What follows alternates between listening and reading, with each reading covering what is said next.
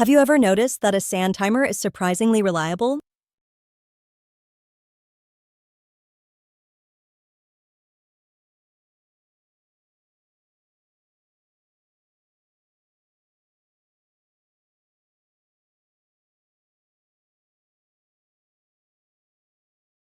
Unlike a water bottle that glugs faster when it's full and slows to a trickle at the end, sand keeps a steady beat.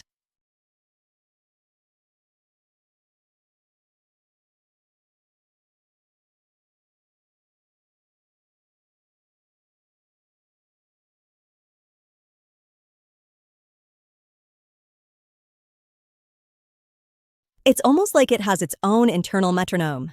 But why? Today, we're diving into the strange, friction-filled world of granular physics to see why sand refuses to follow the rules of liquids.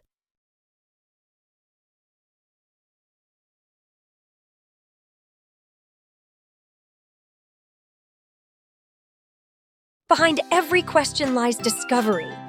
I'm Saluna, and this is SciCurious, where we uncover the science shaping our world. World of fluids, pressure is a bit of a bully. The deeper you go, the heavier the weight of the water above you, pushing the liquid out faster. This is basic hydrostatics. But sand? Sand is a rebel.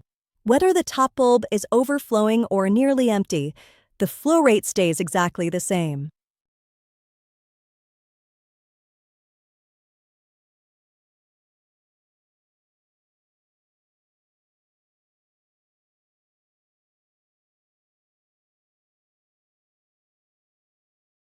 This is thanks to a phenomenon discovered in 1895 called the Janssen Effect.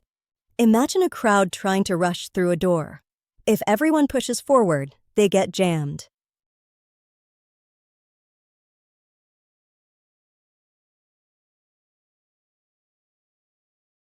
In a sand timer, the grains form bridges or arches against the glass walls.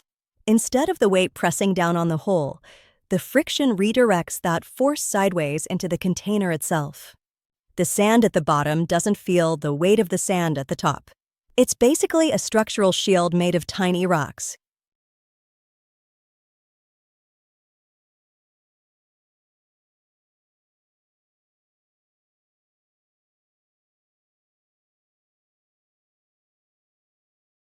Scientists actually have a specific formula for this, known as the Beverloo Equation.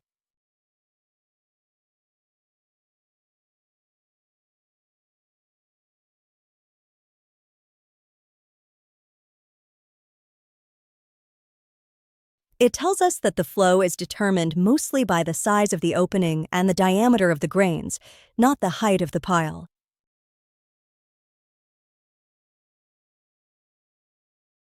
This is why sand timers are such great clocks. They are physically incapable of rushing, provided the grains don't get stuck in a jamming transition.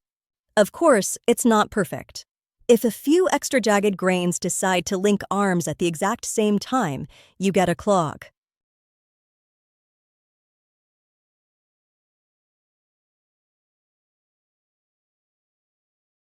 That's why the sand in your timer is usually specifically chosen, often rounder silica or even tiny glass beads, to ensure that the flow stays smooth and the friction stays predictable.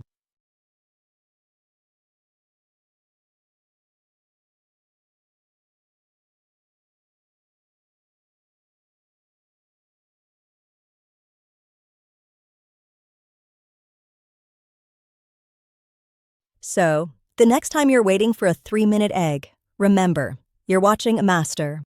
There's always more to discover. I'm Selu, and this has been SciCurious. Stay curious, and I'll see you in the next wonder.